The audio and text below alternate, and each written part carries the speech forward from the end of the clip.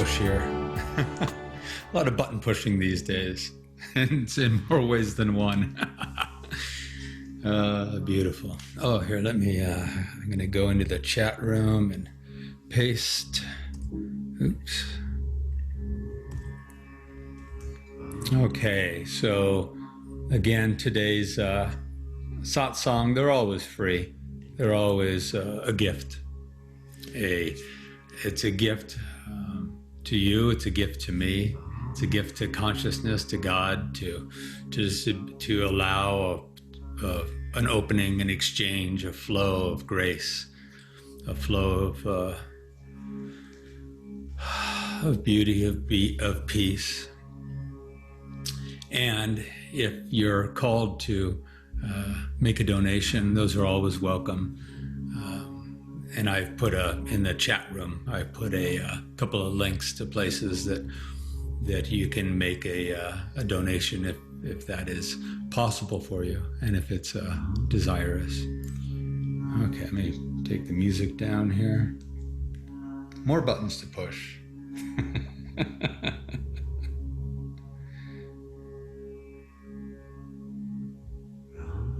Come on, there we go.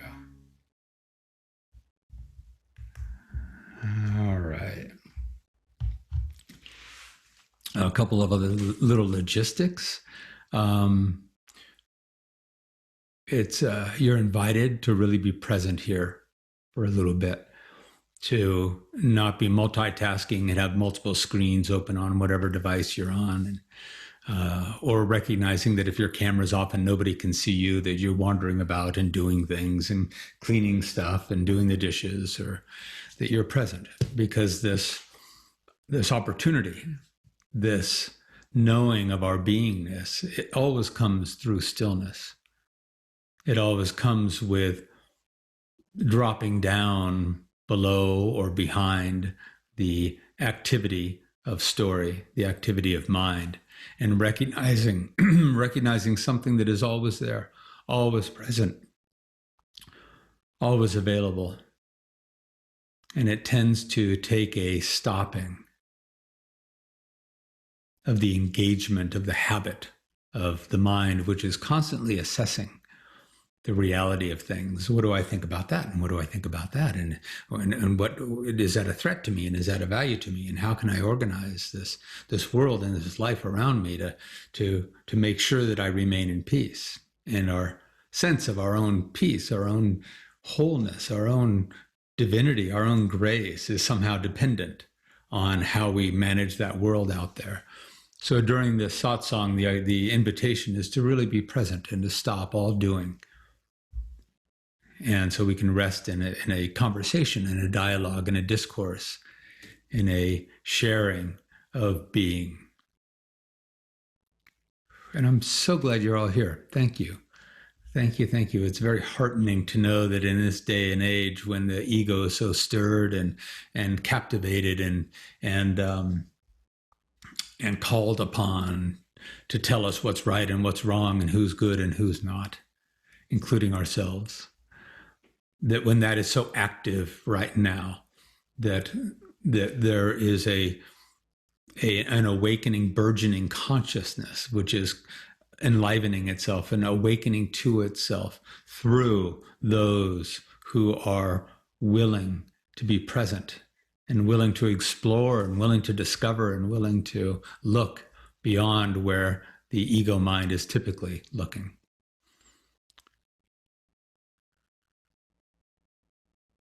And if life feels squirrely at times these days, when life feels squirrely, when life feels out of sorts, when life feels out of balance, when life feels small or extremely distressing, that we can remember that is higher consciousness, if you will, to give it a name. That is the pure beingness of consciousness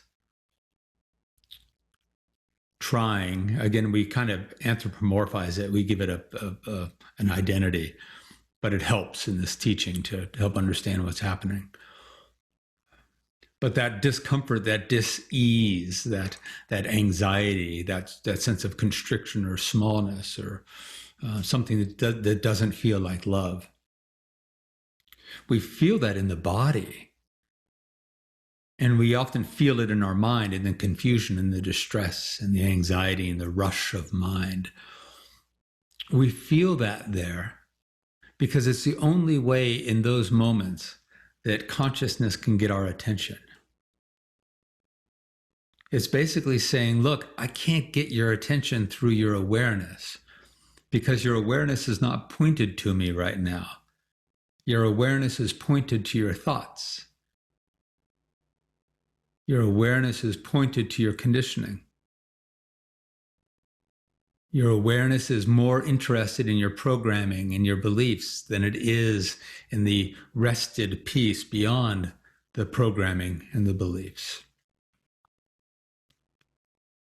And so it says, I can't get your attention through a purity of being, because you're not pointing your awareness to the beingness. You're pointing your awareness to the limited experience of our humanity, to the mind-body experience, the thoughts, the feelings, the emotions, and that parade of back and forth thoughts and emotions and feelings. They're a part of this human life. But when we're only concentrated on that, we've limited our awareness into the mind-body experience, and we're not aware of the grace of consciousness, the grace of beingness, the grace of love that is always present. And so the only way that truth, if you will, that wholeness, that beingness can get our attention is to create a feeling of discontent, of anxiety, of smallness. And maybe we can start to feel that. And rather than trying to assuage or calm or satisfy that discontent of the mind with different mind thoughts, with different beliefs,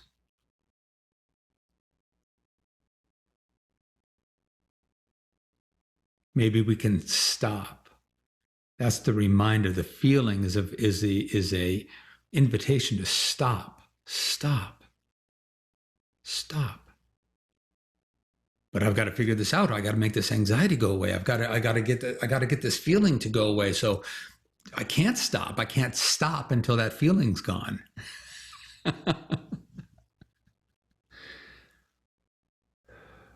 And the invitation is to stop and be slightly more interested. Just start to point the awareness slightly towards something that you may, in this moment, and it depends on where you are in your journey of awakening, but to point your awareness beyond the form of mind-body and to be slightly more curious about what might be there.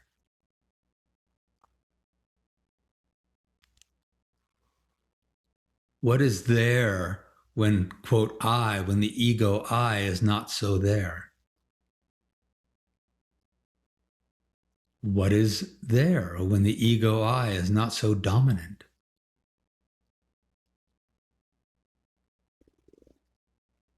And the ego I says, well, nothing's there. I'm it. I am it. I am you. This is all there is. Where are you? What are you talking about? What do you mean what do you mean there's a different me? What do you mean there's another self? But there is the self of consciousness, pure, radiant, and blessed.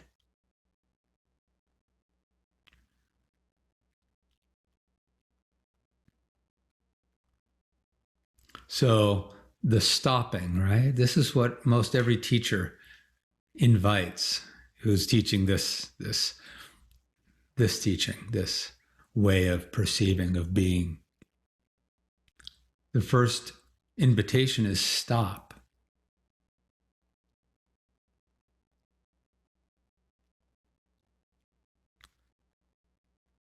And it sounds really weird, and I know it has felt weird and sounded weird even to myself as the words came out of my mouth when I was talking to friends and they'd say, "How are you?" And I'd say, I'm there's less and less me here. And therefore there's more and more peace. And the invitation is to stop being you.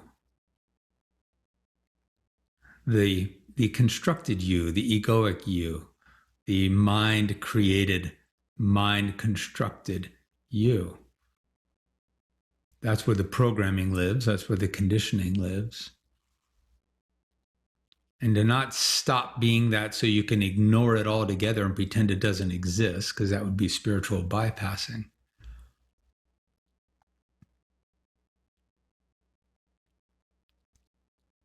But to interrupt the pointing of our awareness only to the mind, only to the mind-body experience. To stop identifying with that, believing in that solely, and to see, when we do, what's available. It's right, it's there, it's right there. It doesn't arrive from somewhere. The beingness, the grace, it's always right there.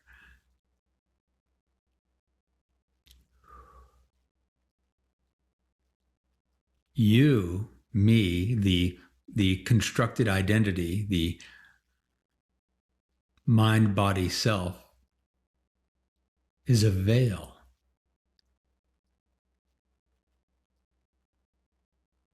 It veils the knowing of God. It veils the knowing of vast unity consciousness. So in this next few sentences, when I say you, I mean the idea of you, the thoughts of you, the constructed self-image of you, the egoic identity. And you are the veil. That you is a veil. It's a distraction.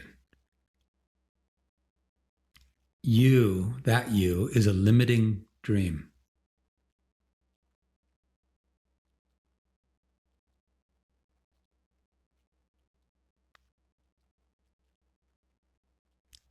In the awakening of what we are, consciousness, you don't awaken. This is key for when we're in our meditations and the egoic identity is saying, I want to awaken, I want to have this experience, I want to be more. It is what it is. It is a constructed identity. It'll always be limited. It doesn't awaken. It relaxes. It lets go. It thins out. It diminishes. Like clouds in the sky, thinning and thinning and thinning and becoming so transparent that it's quite obvious what is and has always been beyond the clouds. The ego does not awaken. I, Chess, who was trying so desperately for so long to become an awakened Chess, an awakened ego, didn't awaken. It's just thoughts. That's just, that identity is just a whole matrix and construct and layering of thoughts and beliefs. It was in the relaxing of that consciousness itself awakens, realizes, self-realizes. It's kind of like waking up at night from a dream. The dreamer was always there. It's just the dream needed to stop. And the dream stops, thins, eases, isn't so predominant. And there's the one dreaming, awake, always been there.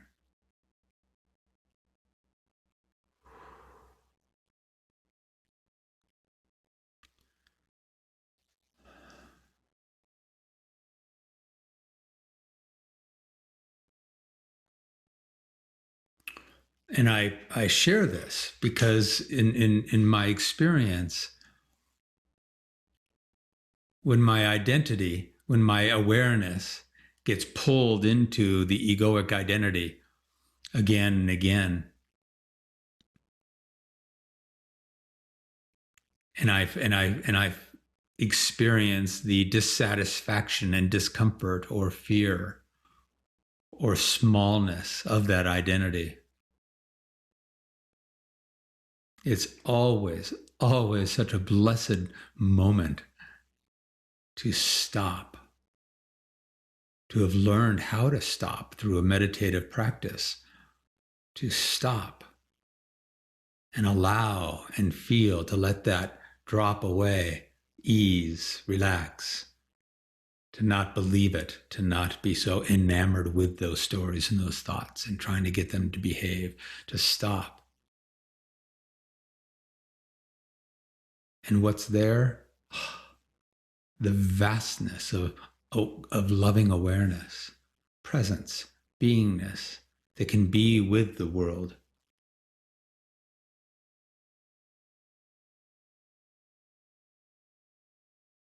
I talked last week about not giving the mind so directly, not giving life, the movement of life so directly to the mind, to the thoughts, to the conditioning, to the programming, but give it first to the heart. Let it go directly to the heart, which is merely a portal, an opening to the grace.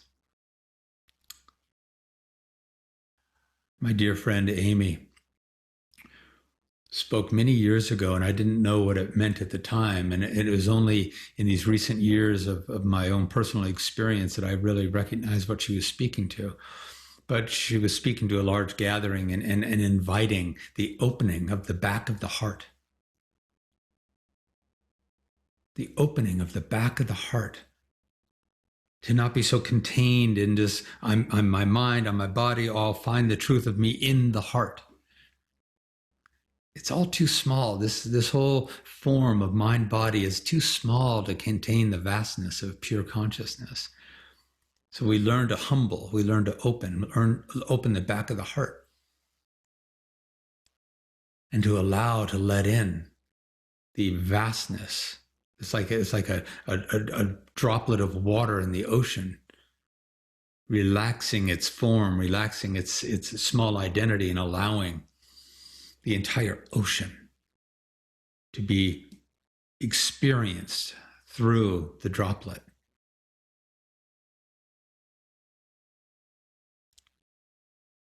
When we're so identified with this mind-body form, it's small, it's limited, it just is. And we have to, it's valuable to start to recognize it as a vehicle, not as the entirety, the entire truth of our being, but simply as a temporary vehicle of mind, body, emotions, ego, that is meant to be in service to the divine loving awareness and of grace and of being.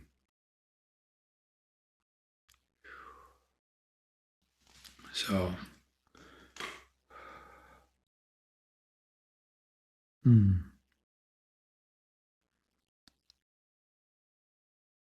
And the liberation that can be experienced, you may have noticed this, you may have felt this in your own experience in the moments of stopping. It feels like such an ease and a freedom, because we recognize we're taking the burden off of the mind of being the be-all, end-all, of being the thing that decides everything, decides the value and the worth of everything, including ourselves. And the heart's not even involved most of the time. This open portal is just kind of closed. It's not, our attention isn't pointed to it. That's all it takes, is the attention pointed to it and the allowing of the opening. But our attention is so captivated by the story and captivated by our thoughts and our assessments and our judgments and our beliefs. And that's a burden. We wonder why we feel overwhelmed. We wonder why we feel exhausted.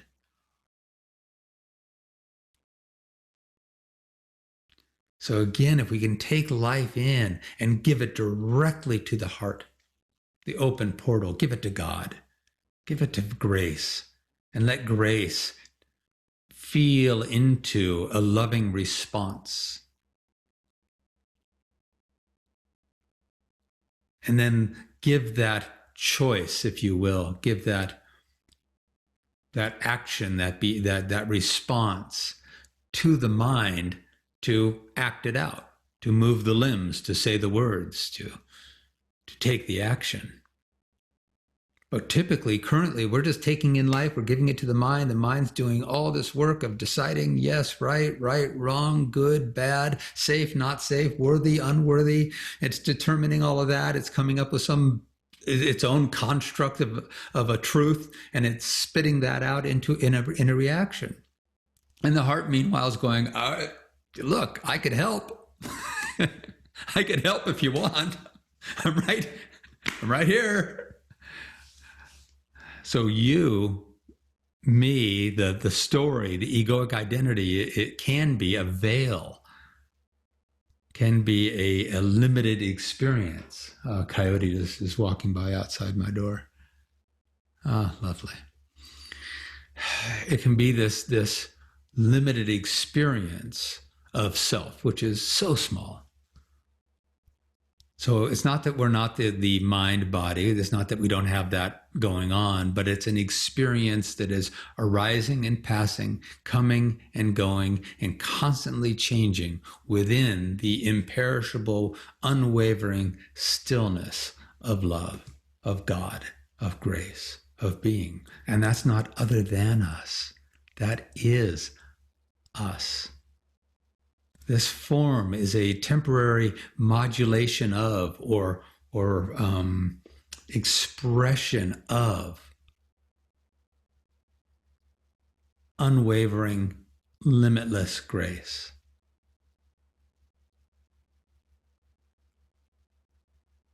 And when we feel that, when we, in our meditation, when we point the awareness gently and softly beyond mind and say, ask, what is? What is the embrace? What is the nature of this one that is expressing through my limited human experience, which is present, the limited human experience is present. It's expressing through that.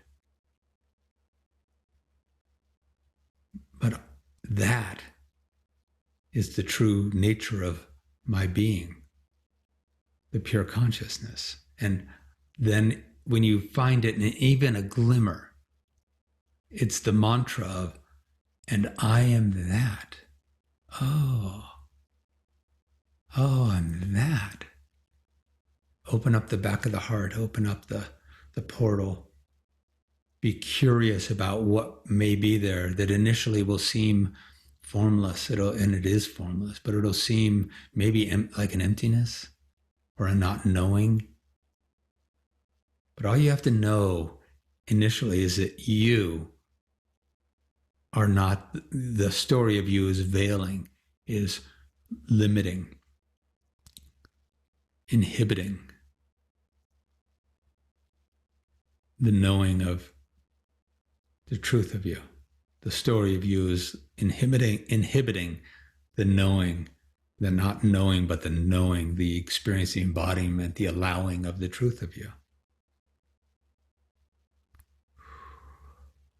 And I'll say just a few more things and I will open it up a little bit. The devotion and the discipline and the dedication and the patience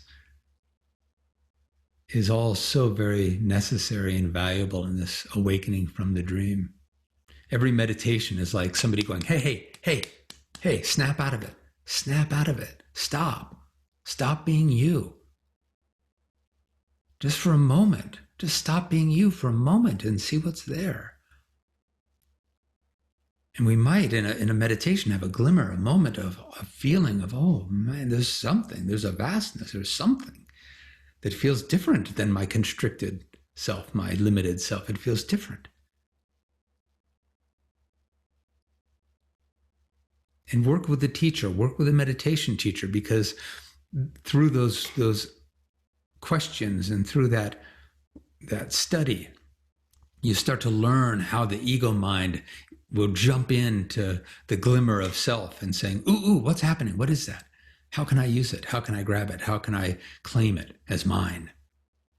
And then we're back into the egoic identity. So it takes years. And it's so worth it. So worth it.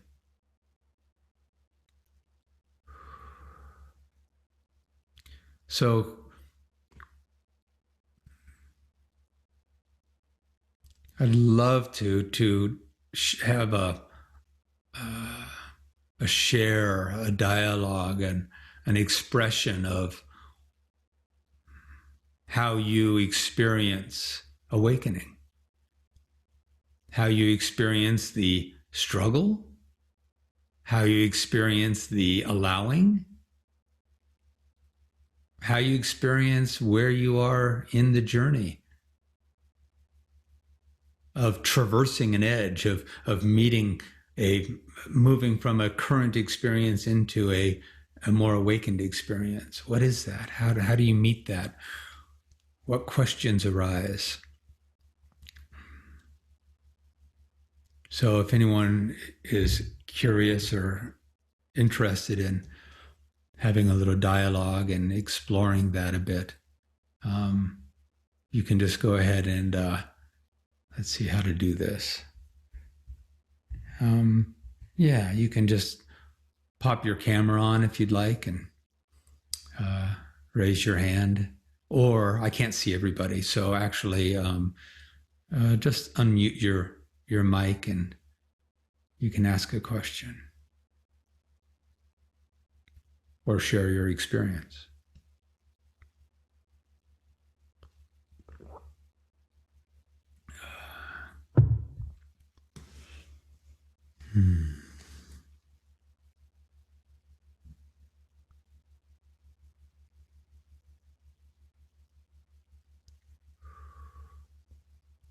And I'll ask it this way as well.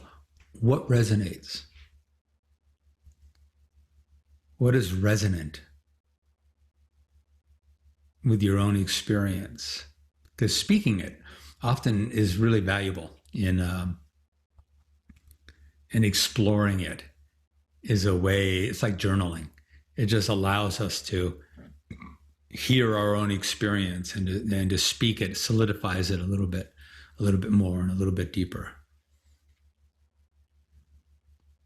And to speak about where we've had moments of freedom, of the knowing of self, then watching ourselves collapse back into the story, back into the mind, because it's just so predominant.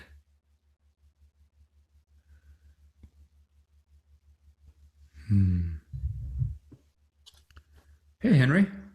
Great test. Good, brother. Good to see you here. Yes, you too. Good to be here. Beautiful. One thing that you said earlier that really resonated with me was the analogy of being out in the ocean. You have the rolling, crashing waves on the surface, but underneath is this serene, peaceful stillness. Yeah. And I had a interesting and kind of liberating experience with that yesterday. Yesterday was the anniversary of my grandfather's passing. And as you know, in the past, I haven't been able to really, not always been able to kind of just be there with nothing but love in my heart for him. I was caught up in, if I don't feel this, then that means I don't care. If you don't feel the pain, if you don't feel you don't feel the pain, if I don't feel the missing of him, that somehow my love for him had diminished. And yesterday, really honestly, for the first time, I was able to really just be present with and be okay with not feeling pain. and also being okay with feeling pain sometimes. That was the biggest part for me. Yeah. And my question for you, I guess, is I find myself, however, found myself going back and forth, kind of between being at ease with feeling whatever I felt, Mm-hmm. and knowing that no matter what I felt, the love is always there, not just for him, but for myself. But I find myself at times struggling with the notion of dipping back into the story. Yeah. And so, in your experience, how did you how did you come to terms with being okay with, sometimes the story is there, Mm-hmm. Yeah. And it's not something I want to ignore altogether, because, how can you point yourself towards light without shadow? Yeah. Mm. I just so appreciate and love your journey, Henry, because it's been such a pleasure over the years watching and experiencing this beautiful liberation.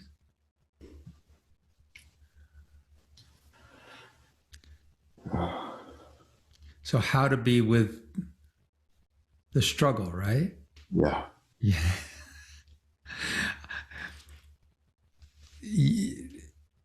I love how sometimes the answer is in the question.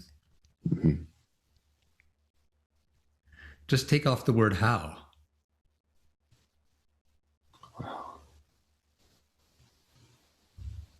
That honestly never really crossed my mind, but What does that leave you with? just being. Be with the struggle. It's a struggle. Oh, wow. Yeah, How there to it be is. okay with it, just be with it. Mm-hmm. Not having to identify what's the feeling behind it. And as really, at the moment you said that, I was kind of like, just now, I was like, oh, wow. That is, Right. Because what is the nature? Because you know this, you're there so often. That's the beauty, that's the patience, and that's the journey, is that we just become more and more familiar with and trusting in the beingness. yeah. And that then we slip into the mind going, whoa, whoa, whoa, hold on, but I don't like this, and I'm struggling with it, and I've got there's an old fear about this that's arising. Mm-hmm. And we start to learn how to just notice it, and then in that noticing, pop, shift, point the awareness Yeah. out of, okay, here's where the struggle is occurring, and that's occurring within what? Within Beingness. beingness. Right? Blow out the back of the heart, open up, and just notice that there's that embrace that is always there. It's like the loving parent holding their arms open and watching the child have a momentary temper tantrum. And the parent is right there going, being with the struggle, not trying to change it, but just saying, I'm here. If you need to be in this right now, okay. But then we learn how to then wake up for a moment and go, oh, wait a minute, there's a tantrum happening. And it's happening within this grace that I've become very familiar with. Is that likened to your experience? Yeah, exactly. That's hitting the nail on the head. Wow. And you and I have marveled at this in the past about how both can be present at the exact same time. Yeah. Yeah. I mean,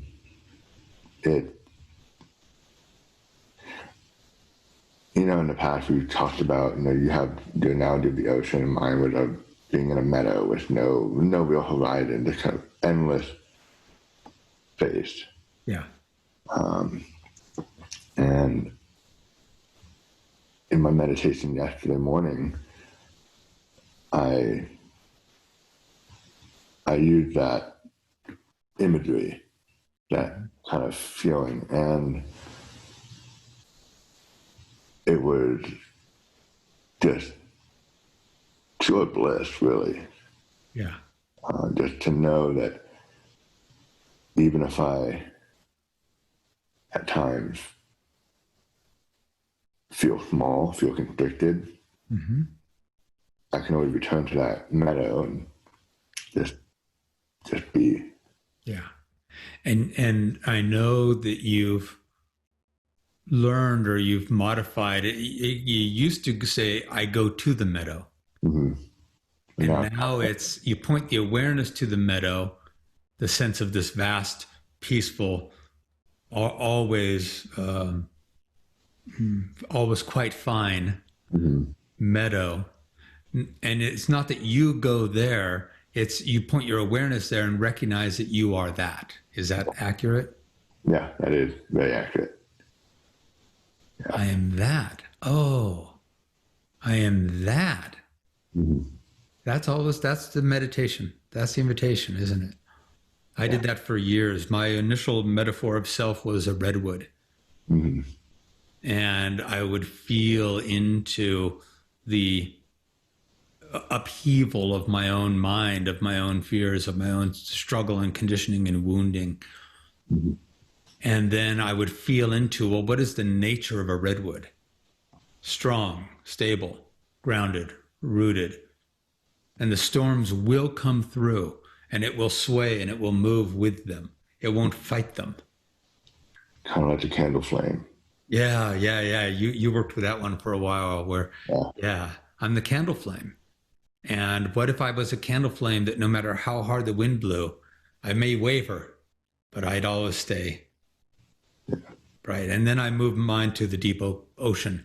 Yeah. And so that's the invitation for us all, is to find an initial object metaphor of self that feels resonant, that helps us feel into the nature of vastness, love, presence, peace, consciousness.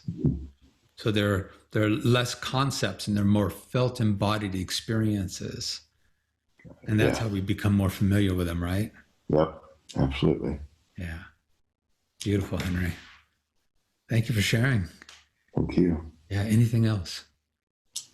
As far as my end, I think that's about it. Yeah. All right. Love you, brother. Love you too, buddy. Yeah.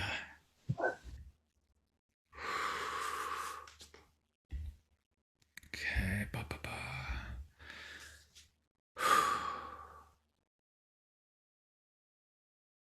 That becoming familiar with how to point our awareness, whatever we're interested in, becomes our experience, doesn't it? You know, as simple as, oh, I think I'm going to buy a new car. What are you going to buy? I don't know. I'm thinking about one of those little Mini Coopers. I'm interested in that. Suddenly, everywhere you look, you see Mini Coopers. They were always there, but that's where your attention goes. We need to learn to be less interested in our story and more interested in our grace.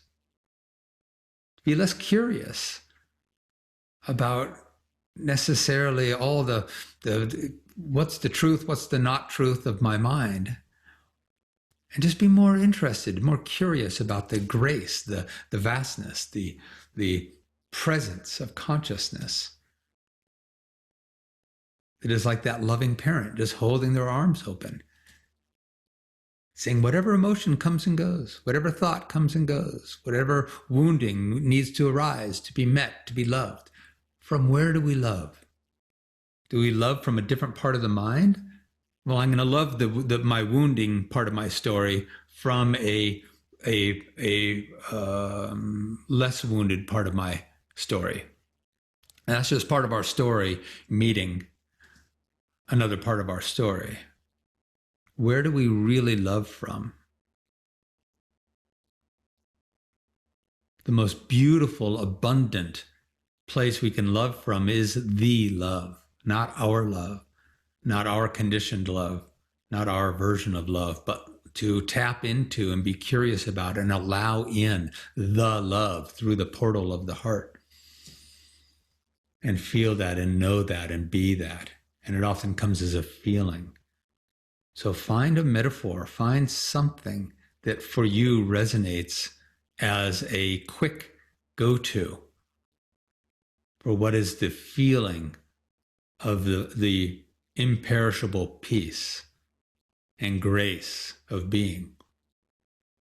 So mine used to be, I am the wide open ocean, and I would literally feel the struggle of my wounding, my thoughts, my programming. I mean, it continues to present itself. That's what the mind does. The mind has zero allegiance to truth. It's just running its story.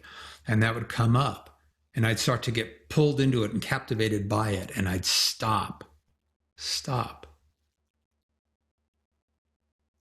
and allow myself to stand differently and to breathe differently and to feel into, oh, wait a minute, I am not the activity of mind, the waves on top of the ocean. I am the wide open vastness of the peaceful ocean itself.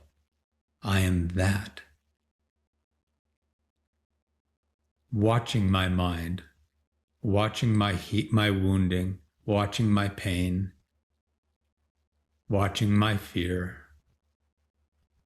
and holding space for it so that it can arise and pass and arise and pass.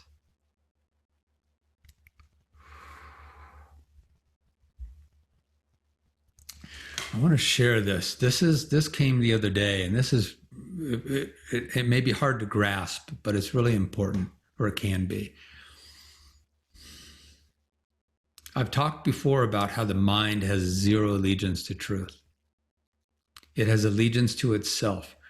It's a meaning-making machine that is simply propagating meaning and supporting its own ideas and beliefs. Okay, I found this on the web, a meaning-making machine that is simply propagating meaning and supporting its own ideas and beliefs. Check it out. Siri is answering.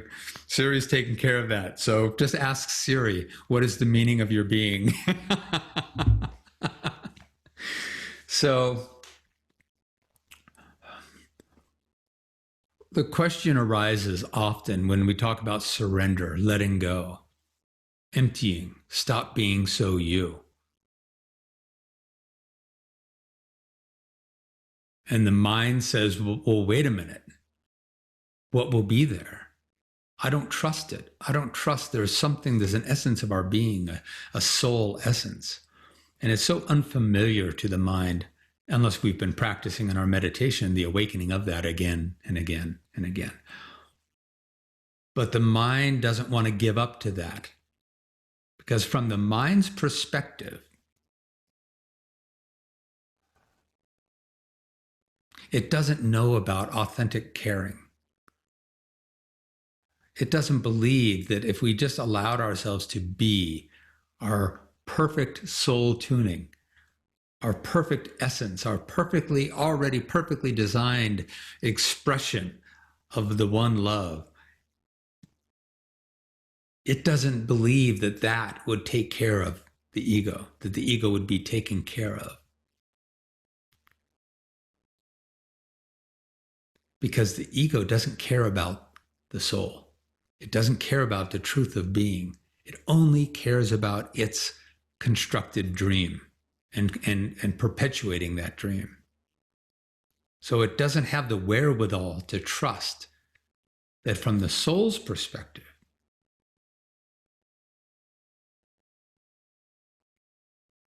the authentic grace of our being is perfectly capable of taking care of our physical needs, of taking care of the temporary expression of love as the vehicle. The soul will take care of the vehicle. It won't abandon the vehicle like the mind abandons the soul. The mind abandons the soul, but the soul will never abandon the vehicle. It'll take care of it.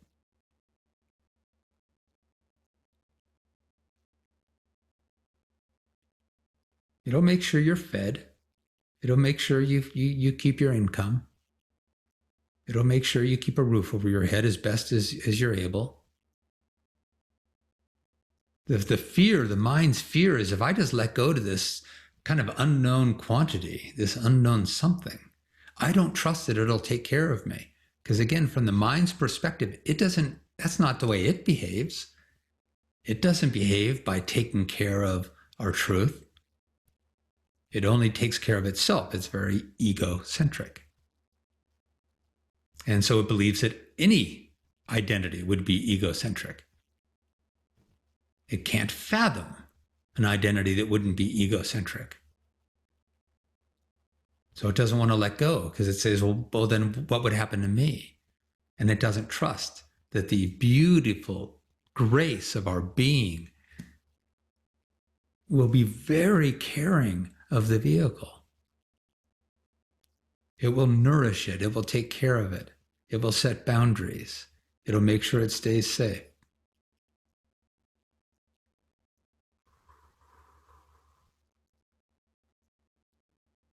It just won't listen to the ego anymore. It won't give such worth and weight to the story.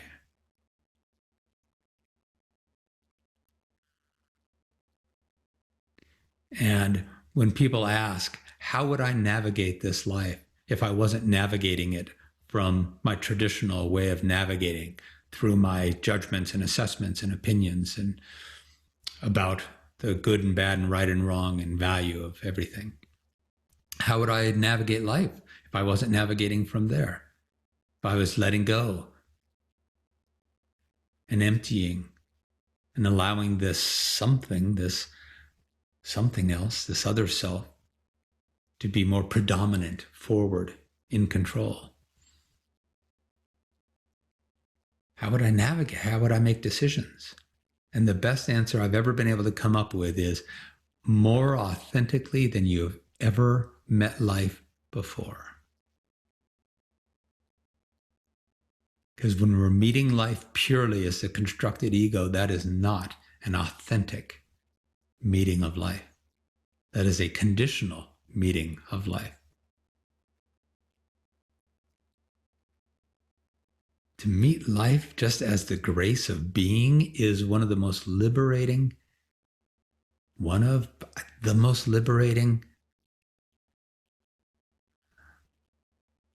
experience that can be known.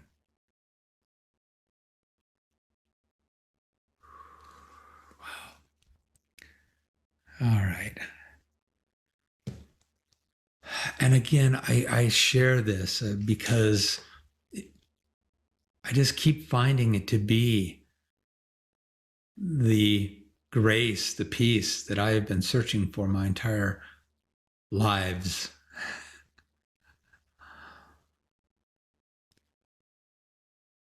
When grace awakens to itself and therefore can be present in the face, in the moment, in every moment, in every moment, in every moment. It is such a peace and it's such an ease. Those who are truly at peace are not remembering peace, are not manufacturing peace in their mind, are not constantly having to remember more peaceful thoughts, so that when somebody says something disparaging about you, or an event happens in life, that you don't have to go to the mind and go, okay, now, wait, hold on. I'm really agitated. So what I got to remember, wait, this says more about that person than it does about me. It's really about their story. So it really doesn't have much to do about me. That's a technique. That's valuable. But it's mind trying to be a more calm, peaceful mind in a moment and trying to access a more peaceful part of the mind than the storied or wounded or frightened part of the mind.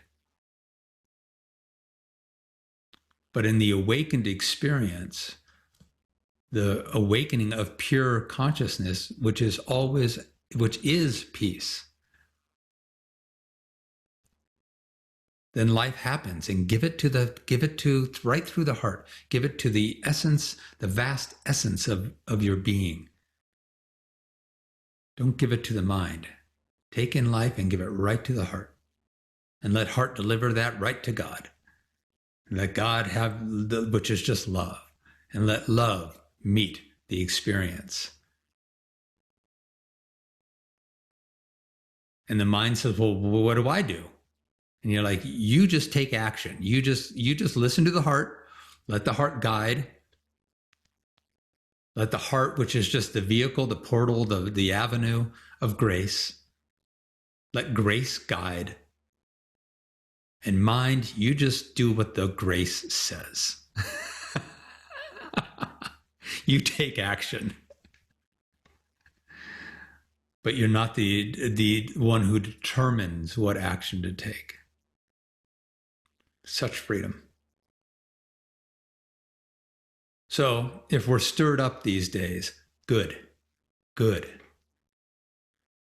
good. That's when we do our work. That's how we meet our shadows. That's how we meet our mind. That's how we meet our conditioning. That's how we meet our programming. That's how we meet our wounding. It's how we meet all of it, to have it stirred up. And think of it as a jar of water, a glass of water, and it's got mud at the bottom. If the mud is just not stirred up and it's sitting at the bottom, the crap we need to work through and let go of, and the wounding and the story and the shadow, if that's all just sitting at the bottom of the glass, and I'm just gently pouring in a little bit of love at a time, the water will start to overflow, but what's needs to really move won't be moving, won't be flowing out. So we got to stir it up. We got to shake it up. We got to really get it going so it's all cloudy, and then pour in the love, and then pour in the grace, and then pour in the clarity of the pure consciousness of being. Allow that to come in and move everything. Keep moving through, keep moving through, keep moving through until the cloudiness is left clear once again. So if you're feeling stirred up, good, good. Let that be met. Let that be met by love. Let that be met not by a love created in the mind, but let that met by love allowed through the opening of the heart. So in the meditation, point the awareness beyond mind-body experience. It's like, don't try to have the experience of grace in here. It's too small. In the meditation, just gently point the awareness out, beyond, out the back of the heart, into the vastness. And when you get any glimmer of that feeling of vast peace of consciousness, it does not have the wounding or the conditioning. Recognize, I am that. Oh, I am that. Unwavering, unmoving.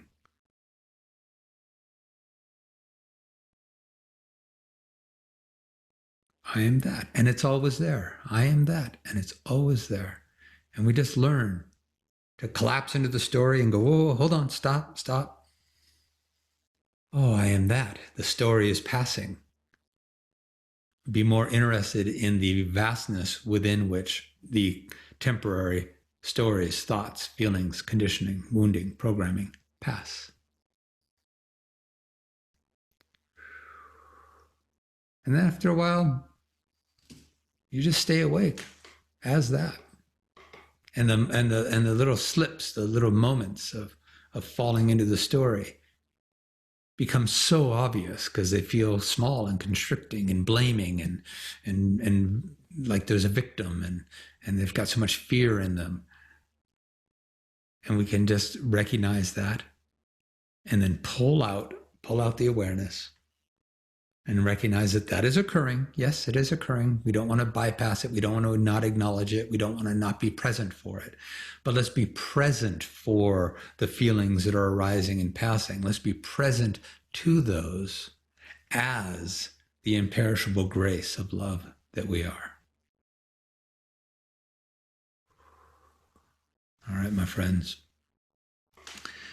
Thank you for being here. Thank you for your heart, your love, and being willing to be a vessel and a vehicle of the divine consciousness. And thank you for being willing to meet the shadow, to meet the story, to meet the wounding, to meet the ego. Because if we want to awaken in the collective and live in a world that is awakened as God consciousness, we each have to do it ourselves, little by little, bit by bit. And that awakening is happening. It's happening. And you may find in your own experience that you're called to your own awakening more than you ever have been before. Maybe it's even a little bit easier than it's ever been before to stay awake and to kind of, hey, stay with me, snap out of it, stay here, awaken. Who are you really? There's more available now because that consciousness is burgeoning, is blossoming. It's like a fragrance, and the fragrance is filling the collective consciousness like a room. It's like one gardenia blooming in the corner of the room. And it starts to create that fragrance in the room, and other gardenias start to bloom in the room. They're activated, they're enlivened by that scent. And the whole room starts to get pervaded with the truth, with the beauty, with the grace. So let's all be an awakened, open, blossomed, loving flower of grace, of being, and meet the world that so needs that love and so needs that patience and that compassion and that presence and that peace that, again, isn't generated in the mind, but is allowed through the knowing of ourselves beyond mind.